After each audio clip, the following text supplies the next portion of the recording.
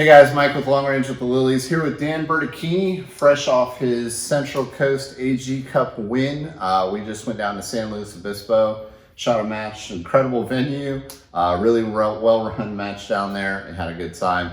Dan was fortunate enough to win it, so we hopped in a car, drove all the way back up to Sacramento, and we were here at CS Tactical, and I thought we would take the chance to utilize your expertise in a subject that you guys are kind of worldly renowned as experts in, and that is optics.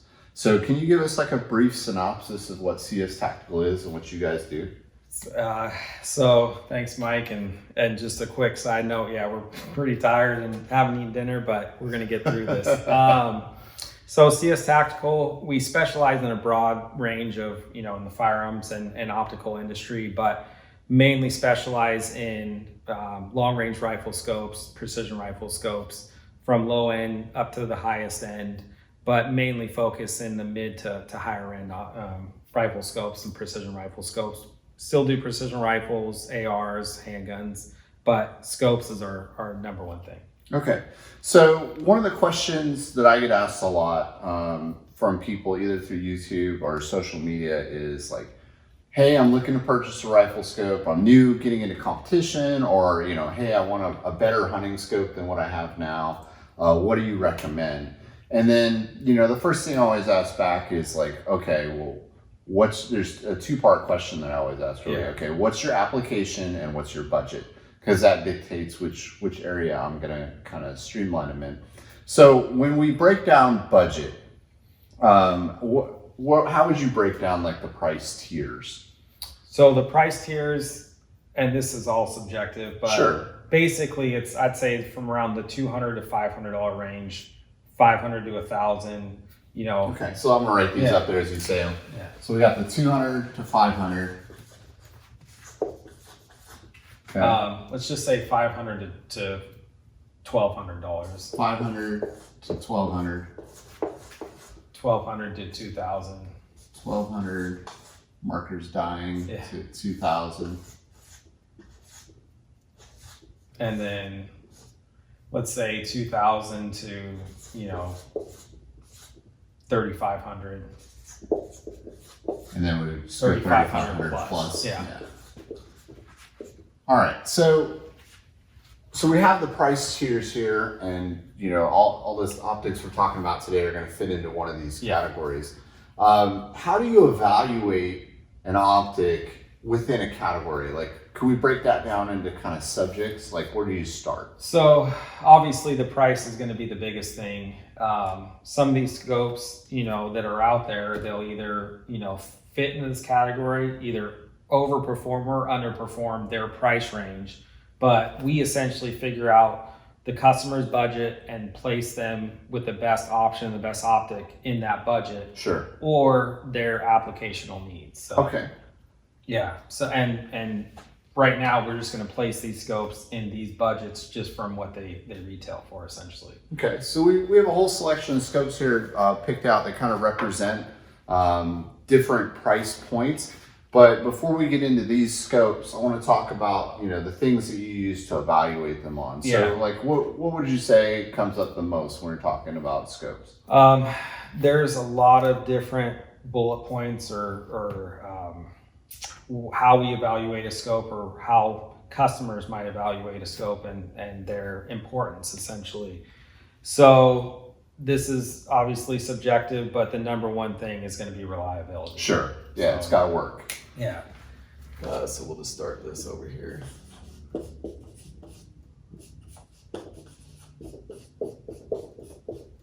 Okay. And then after reliability, which, we're just going to define as it works and does what it says it's supposed to do. Reliability encompasses the whole thing, not just tracking, but literally from glass tracking, how well the parallax or the controls work day in and day out. Yep. Okay, so what comes after? Another thing that comes up a lot before or even after glass would be tracking, though.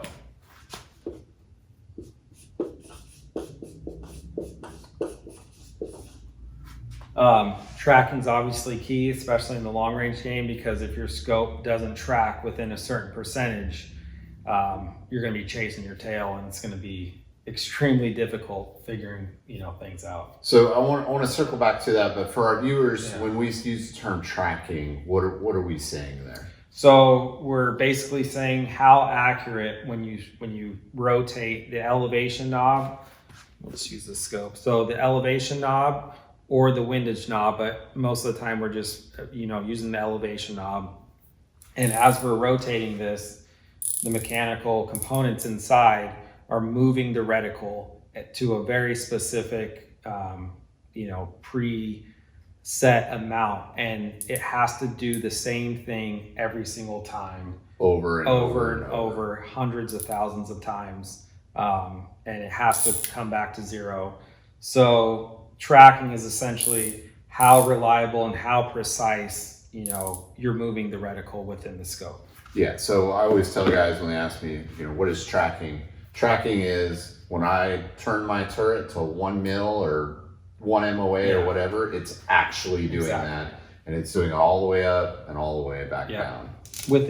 There is a percentage for each company to company, but you want that percentage to be as small as possible. Yeah, and I think it's worth noting too, when we're talking tracking and when we start talking about compromising on price point, because you're not going to find a $200 scope that is the best at all of the categories we're going to list.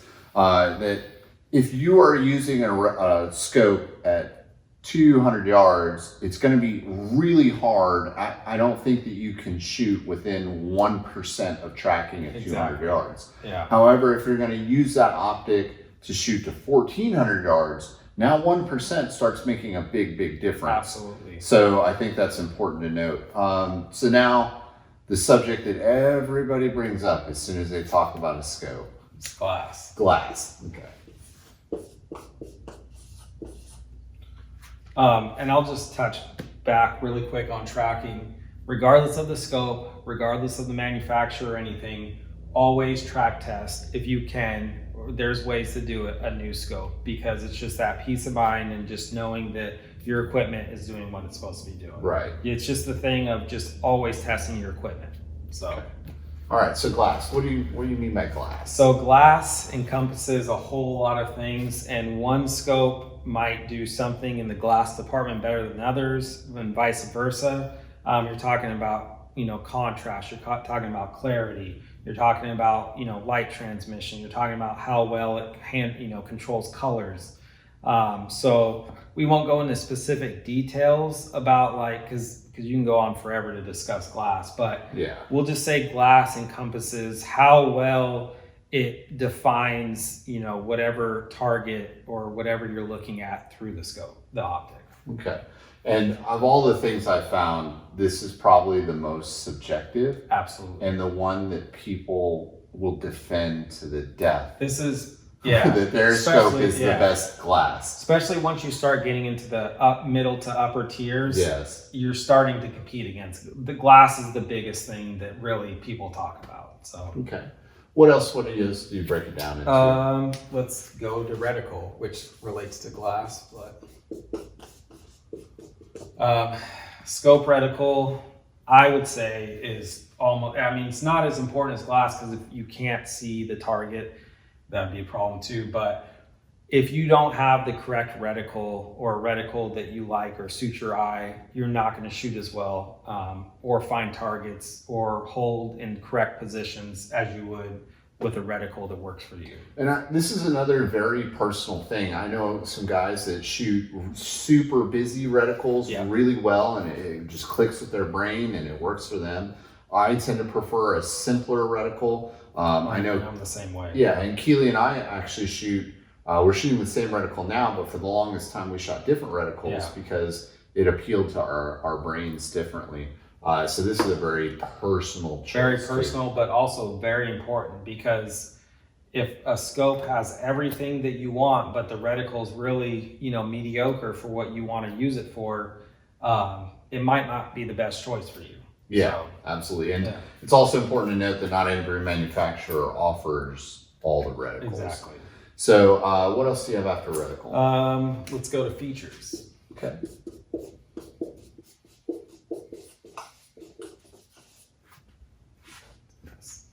Features, and when I say features, it can mean anywhere from, how the turret clicks feel to, and that can be fit and finish, which we'll go on next, but basically locking or unlocking turrets, cap windage, illumination, non-illumination, if you have a throw lever that's integrated, if it comes with caps even, there's so many things that features, zero stop, rev indicators. So features, we'll just say it's going to encompass everything, but some of those features might be very important to you depending on your application. Sure.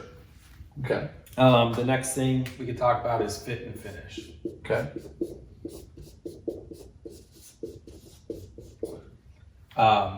To some, the fit and finish doesn't mean a whole lot as long as the scope does everything else really well. But to others, when you do buy that, $3,000 to $4,000 scope, fit and finish could be a huge deal. Yeah, you want it to feel and to look like, more importantly, like guys with nice cars showing it off. Yeah. When a guy spends, $3,500 plus on a scope, he wants everybody to know that he spent $3,500 plus on a scope, and he expects a certain level of fit and finish. And this is not going to be a review video at all. We're just kind of going over and just talking about the different options and scopes but yeah, so fit and finish can be subjective, but this can be everything to where, turret clicks and turret feel or tension on parallax, or how consistent everything feels with the scope, or even how the scope looks, or how the finish, the anodizing on the scope is. I mean, it encompasses everything, but for some people, it's a big deal. Yeah.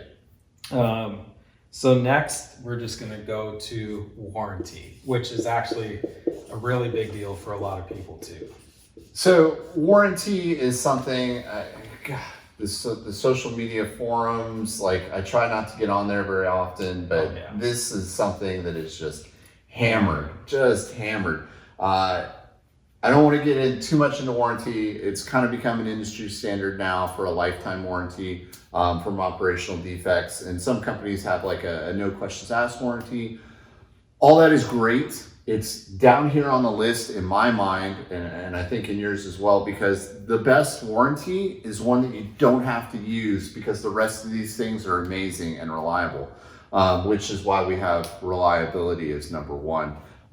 So that's really all I want to cover on warranty. And I'll just touch base really quick. I know what we also kind of tell customers is sometimes the warranty means you have to send the scope either to the States or outside of the States. So, sure, that's a big deal. And especially right now with things being held up in customs, being able to send your optic or your scope or whatever it is to the States and having them turn around here rather than having to go overseas could be a big deal, because we've seen some companies, even though they have the lifetime warranty, it could be in 2 to 4 months to replace or repair an optic. So no, that's a great point. I would say warranty, look at the business or the company as a whole and where you're having to send it to, their turnaround times, and if the optics company, how long have they been around. And some companies, we've seen them all the time, every year they come and they go. So a lifetime warranty on a business that doesn't exist anymore is obviously not a lifetime warranty. Yeah, it's worthless. Yeah. All right. And anything else you want to cover? The last thing, which is kind of we'll touch on, but to some people it does make a big deal. Depending on the type of shooting you're doing, is going to be elevation. So when you say elevation, what do you mean there? So elevation essentially is how much you can dial, or internal elevation of the optic. Basically, how much you can dial your scope up to engage targets at further distances. Okay. So, we're just going to talk mils here, but some, scopes they have 25, 30, 35 plus mils of internal elevation. And depending on what you're doing, it can be a big thing, ELR, 22s. So for some people or your application, elevation could be a big deciding factor. And that's a great point. I think, obviously everybody thinks of ELR and how important that is, but guys shooting 22 use a lot of elevation. Absolutely. So, okay, that's a great point. Yeah. So now that we've got kind of the things that you evaluate and the price points that all these things exist in, can we just go over, for my viewers, some examples of scopes that are Yeah. in these different price points. And I'll just say, like I said, there's a lot of hundreds of different options out there. We're just going to cover some really popular ones and just kind of cover what they do and they fit into this price range. Sure. So what do you have in like the 2 to 500 range? Let's just, for example, would be a Vortex Diamondback. Okay. It's a good scope for that price range.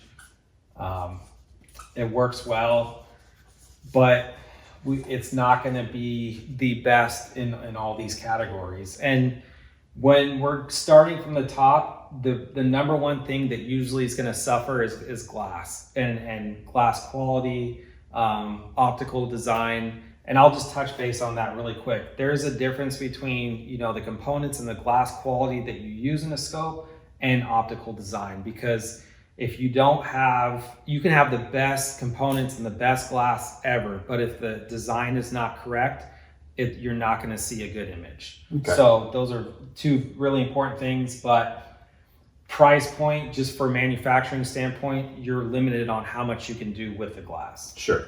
Any other companies in this? You know, Leupold has a couple different options, but I'd say for what we do, you know, kind of the first focal plane, you know, dialability, that's probably the most popular one in that price range that I've seen, that we've seen. Okay. So moving up to like the $500 to $1,200 range, what does moving up, I mean, I'm almost doubling budget here. What does that buy me? So you're buying, you know, better glass, you're buying, you know, sometimes better reliability, sometimes better tracking, buying more reticle options or better reticle options. Sure. And then fit and finish. Fit and finish is going to be better. So you're essentially, you're not going to be buying a better warranty most of the time. And you might not be buying more elevation, but usually with all, you know, within this, I'll use a different pen. As we go up the spectrum, you're going to be getting more of this, let's just say, and then we could even just, we can show at what point then this kind of degrades and what you get as we go up. But usually as we go up in price point, we're going to be getting more of this. Okay. Yeah. All right. So what are some good examples or very popular examples in the $500 to $1,200 range? So one of the ones that we've seen that's been the best example and the most popular has been the Vortex Strike Eagle. Okay.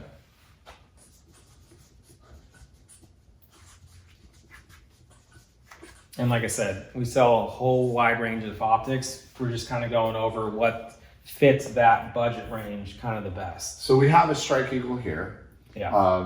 What kind of, in your mind, this is kind of a good example in this ballpark. Yeah. What sets this scope apart, or why is it so popular? So this scope actually has a lot of features for the price point. It has, you know, locking, unlocking turrets. It has a zero stop, you know, feature that you can install.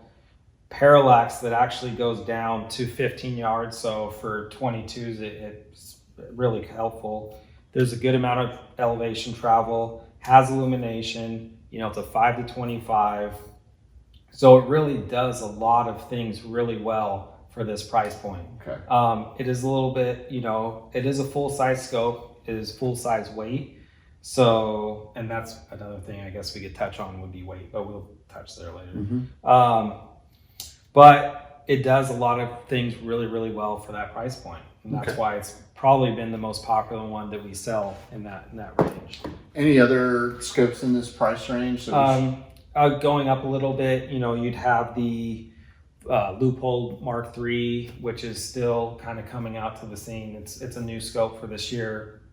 Some VX lines in the Leupold range. I know that initial reviews on the Mark III have been pretty fantastic, Yeah. and looking forward to actually getting my hands on it. I don't have any actual hands-on time with it. Anything else in this range? You know, probably the one that's been in that range, probably the longest and the most popular for that range is the Vortex PST2. Okay.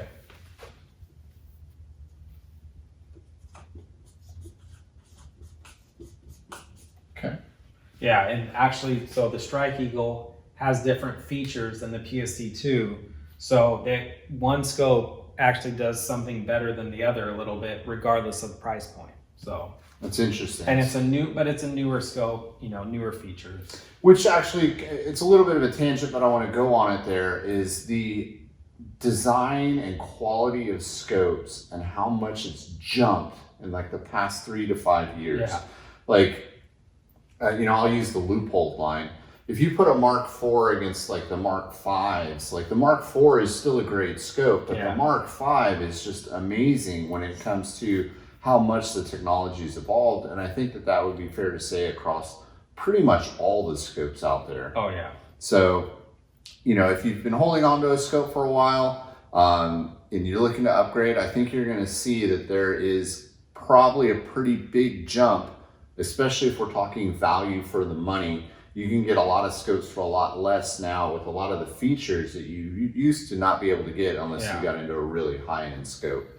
Okay, so moving on up the price budget there, now we're in the 12 to 2000. And I would say that like this is probably the heart of the optics market. I would say this is kind of like the meat, and then as you get into these, it's kind of your upper end, and then this is a very kind of, I'll call it rarefied air, people that are willing to spend this much money on optics. So Absolutely. In the 12 to 2000 range, what do you think? And I would say this is more of the, you know, you're starting to get in the mid-range, mid-grade type scope. Okay, so we'll just... Yeah. I think at this point you start to see, and when we say like low, mid, high, it's price point, but you know, you are getting more scope for the price as soon as you go up. And I think this from the low to mid is kind of when you see the biggest jump in performance, essentially from glass, features. You get, you know, good features for the lower end scopes, but sometimes you don't get all the features you want. But the biggest jump, I'd say, from the low to mid, depending on the manufacturer, depending on the scope, is going to be glass quality and you know, the glass design or the optical design and how well you're able to see, you know, images through the scope. And so something I've noticed, especially again, the online social media firestorm that we deal with on a daily basis is guys will say like, oh, my $200 scope looks just as good as that $3,000 scope. And what I found is most of the time these guys are looking at these stores that like are looking at these scopes in stores like Cabela's or something like that, and they're looking at them side by side. And I think it's worth noting that some optics companies actually optimize their optics to look best under fluorescent lighting, and other companies optimize their optics and their coatings and everything else for like low light or outdoors or real world conditions. And I highly recommend, if you guys get a chance to look through optics, have that salesperson walk you outside and look at them outside. Preferably, if you're doing your homework and your research, under different lighting conditions, looking at different backdrops. So just kind of my buying advice to you guys out there. And I was just going to go a quick little note. As far as features, we probably want to touch on scope weight. And these are kind of separate, but we'll still consider them features. Weight, you know, first focal plane versus second focal plane. Those are kind of the two big deciding factors as well. Not necessarily, you know, one or the other, depending on price point, maybe first focal plane versus second, but weight could be expensive, could be inexpensive, but it is very important features that a lot of people decide on. And weight may be less of a big deal for a precision rifle competitor versus a hunter. Then it's going to be a really big deal to that guy. And a lot of times making something very light is actually very expensive. Exactly. So in the 12 to 2000 range, what comes to mind immediately? Let's just say the first one that comes to mind would be the Leupold Mark V. Okay. Both the 3.6 to 18 and the 5 to 25. We could even throw the 7 to 35 in there, but we'll just say the Leupold Mark V line, it fits right in that price point. And so, full disclosure, Dan and I both shoot for Leupold. We both utilize the Mark V. I have been just super impressed with the Mark V. I have like no complaints on it. Now, I think that there are other optics out there that do certain things better than the Mark V, but I've yet to find one that does as much as well as it does for this price point, which again is, I think, the heart of the It's by far the best scope that you can buy in that price point right now. And that's not to take away from the other optics in that price point. It just does everything just better than it. So, and that's why it's performing so well, and it's winning matches, and putting animals on the ground. So yeah, I mean it's doing a lot of things really well for that price. Okay. What else? What other options are in this? For that price, I would say the Nightforce Nx8. Okay. And we're not going to be specific on price, $1,200 to $2,000 if the scope's, $2,150. I still consider it within that kind of price. Sure. And then what else for another one? Where's the Vortex? The Vortex Razor Gen 2.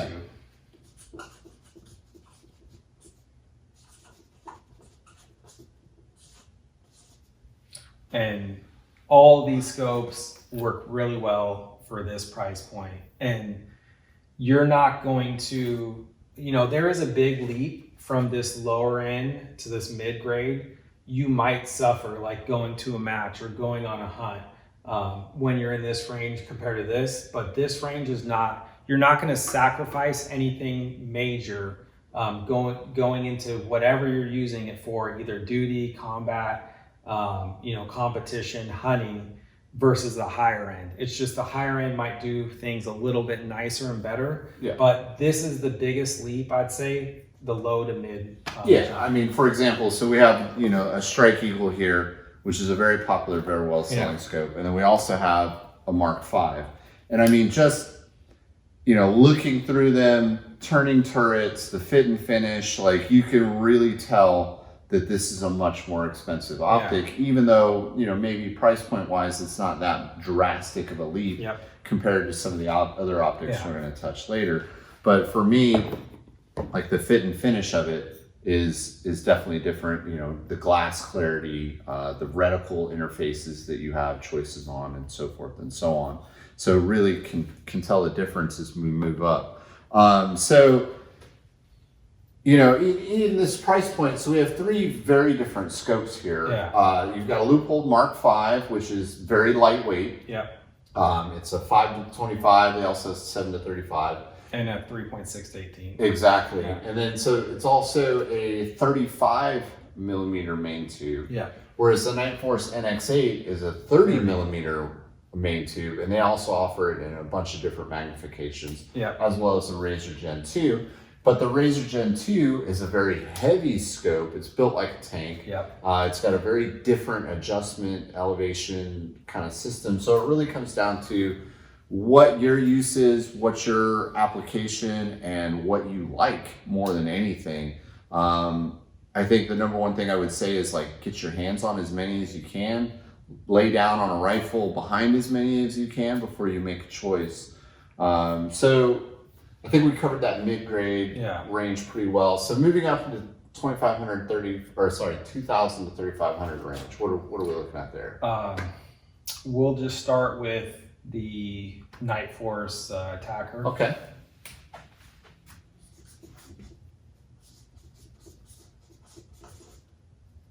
And that comes at a 5 to 25, as well as a 7 to 35. The Collis, we'll just say K 5 to 25.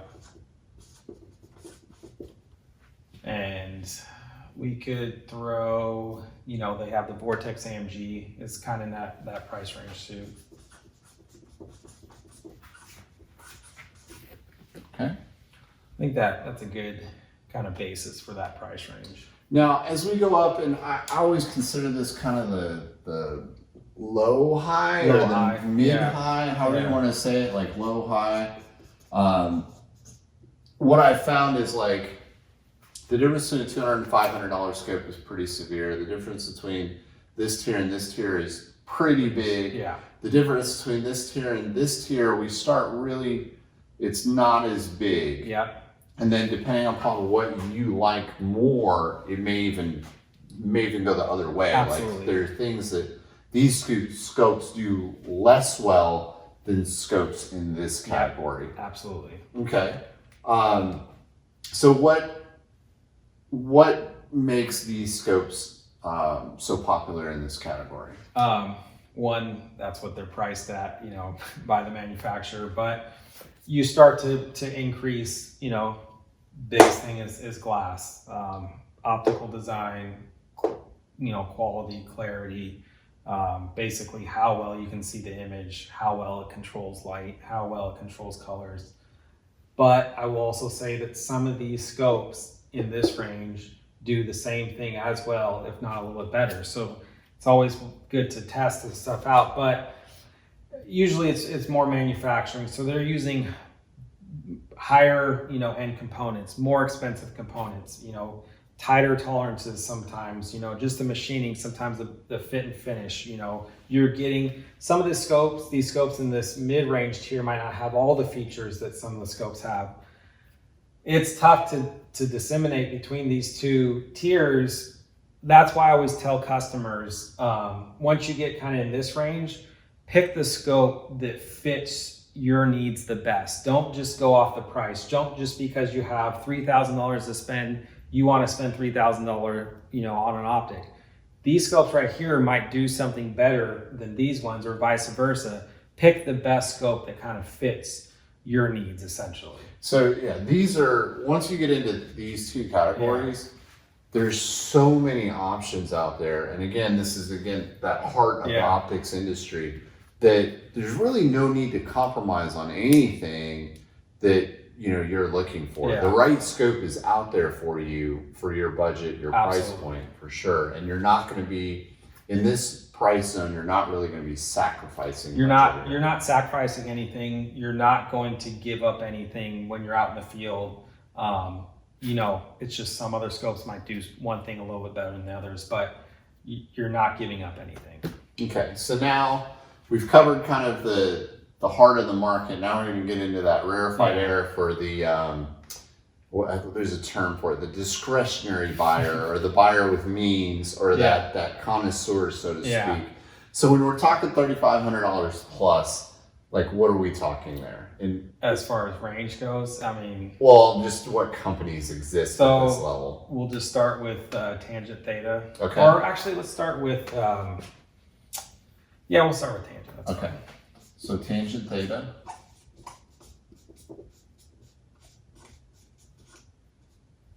Zero compromise.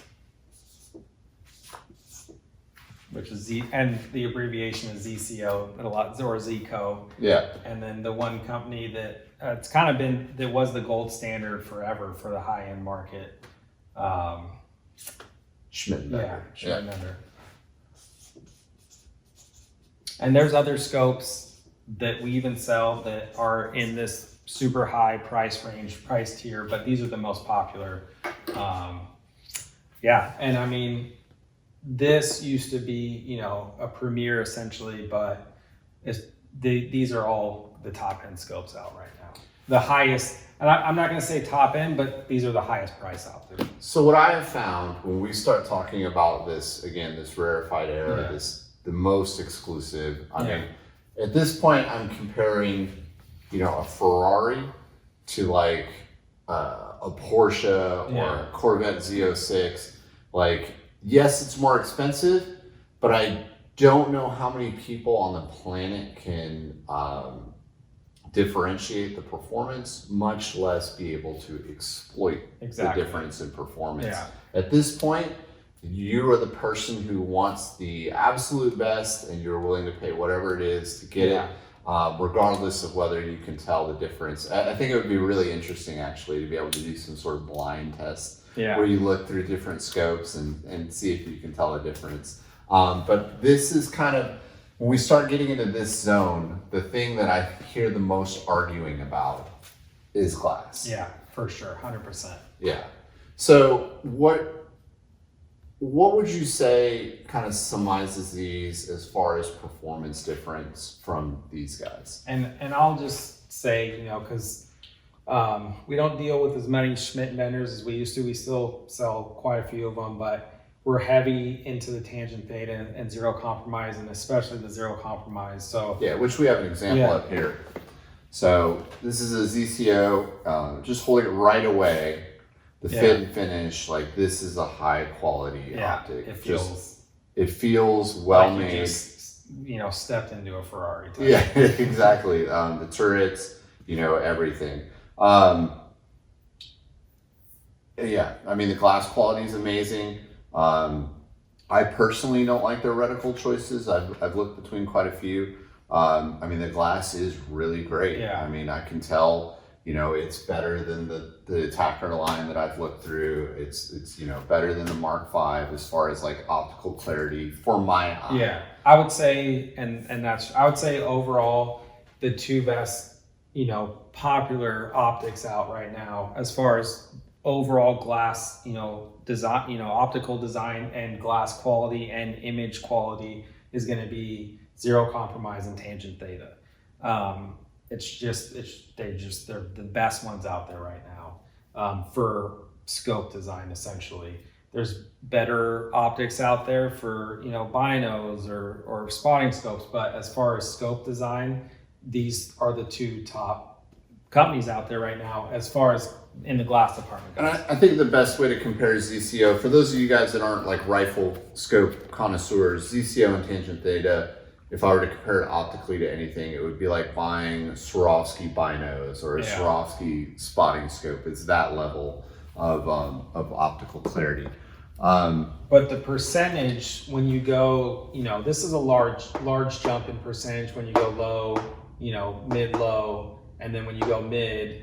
These are all large jumps, large percentage gains. Once you start going up here, the percentage gains as far as optical clarity goes down, or optical performance, we'll just say, it starts to degrade to where some people's eyes might think one of these scopes were a little bit better, but overall, these are going to be the best. Yeah, it's just a matter of, are you willing to spend the money for that incremental increase in performance? And it is a lot more money because we're talking, some tangents are over $5,000 depending on the reticle. Yeah, so you could literally buy two of any of these scopes for the one cost of that scope. Now, and if that's some people, they want the features or the fit and finish or those specific elements of that scope, they're going to go with whatever they want, regardless of price. So, and if it just works for them, then that's what they're going to go with. So some people want the best,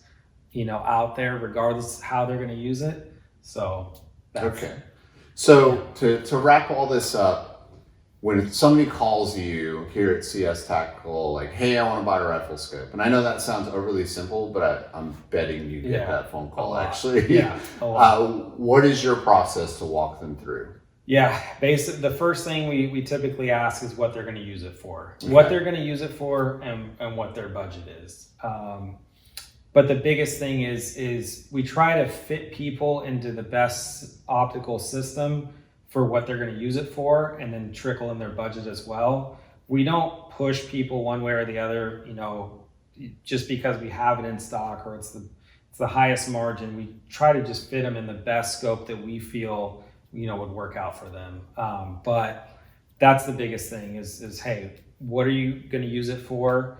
And, how much, can you, not necessarily how much can you spend, but like, what range are we talking about? And we just put them into, what we have.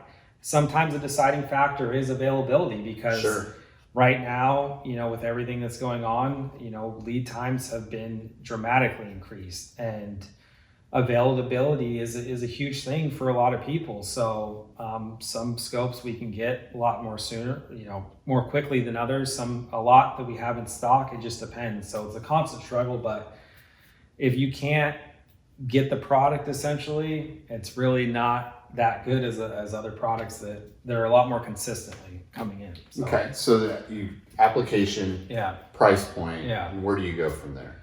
And then we just take them through the gamut of like, hey, what do you need a lightweight scope for your, for a hunting build? Is it a match rifle build? Is it, an EL rifle build? Do you need first focal plane? Do you need second focal plane? Sometimes do you need, illumination, which is really not as big of a deal to most people as they think it is. But it can be a feature that they need. So, and then a lot of it kind of boils down to is reticle choice too.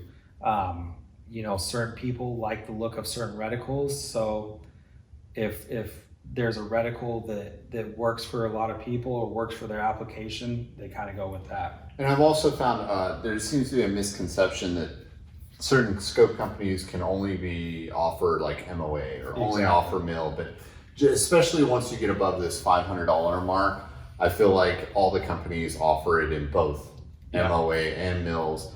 And guys, it's really a personal preference. I know in the competition world, we tend to favor mils and first focal plane, but that doesn't mean that's the right choice for your application. So we've been trying to push more people towards mils just because it's an easier system to kind of learn, especially when you start going out the distance. But the biggest thing as far as mils or MOA is I always ask, like, hey, what are your buddies running? Like, because you want to be able to speak the same language. Yeah. So if your buddies are running MOA and you guys don't plan on switching, go that route. Okay. Well, wrapping it all up, closing it all up, is there anything you want to discuss in this process, or guys looking to buy a scope, like anything that they should consider before we wrap this up? Yeah, I mean, talk to the local shooting community or your friends or out at the range. Even sometimes the in-person information out in the field or using these products is a lot better than just whatever information is online, because there's so much out there online. It can get confusing. You can go down a wormhole. It's about 85% wrong too. My biggest thing is definitely finding a scope that's reliable and works well over a broad range of features, that's going to perform the same way if you're on a hunt, wherever you are at a competition. Because I've seen so many scopes go down, or so many people want to finite little details when in reality you're never going to use all these things. So figure out what's your most important thing and kind of just go down the list from there. For me personally, I mean, reliability and tracking is huge, but also glass. Like, I like to, especially out west, the targets it's not a square range, and the targets aren't, out in plain sight a lot of the time. So you have to find targets and really discriminate between, that plate or the animal and then the terrain. So glass for us is actually really important out here. Okay. So I always encourage, and this is more from a competitive precision rifle standpoint, go to a match. Typically, guys can't wait to let you look through their scope, because they're typically trying to win you over to their side and kind of justify the amount of money that they've spent, especially once you get above, I would say like the 1800 and up price range. Guys can't wait to show you what they have. It's a great way to check out the scope, get actual real experience with it, and then real experience from somebody who's used it for a while, as well as to actually look outside with that reticle and see how that reticle really works for you, because it's a totally different thing to look on a computer screen and see a diagram of a reticle versus to putting it on a target or an animal or whatever outdoors. So I highly recommend that. Just to reiterate that, reticle designer looking at a reticle through the optic is sometimes completely different as what you see on the computer. So I highly encourage people, because there's been a lot of reticles I've seen and I'm like, man, that thing is way too busy or it's not going to work. And I look at it through a scope and it works. Right, exactly. Or vice versa. It's just like, man, that's terrible. So, All right. So Dan, I appreciate you taking time out of your day. We need to go get some food. It's been a long day for us, and celebrate your win. And then, guys, if you need to order a scope, feel free to hit up Dan at CS Tactical. Tell him I sent you. Ask him, or Rich. Ask him all the questions you want. And thanks again for coming out. And we'll see you guys out there real soon.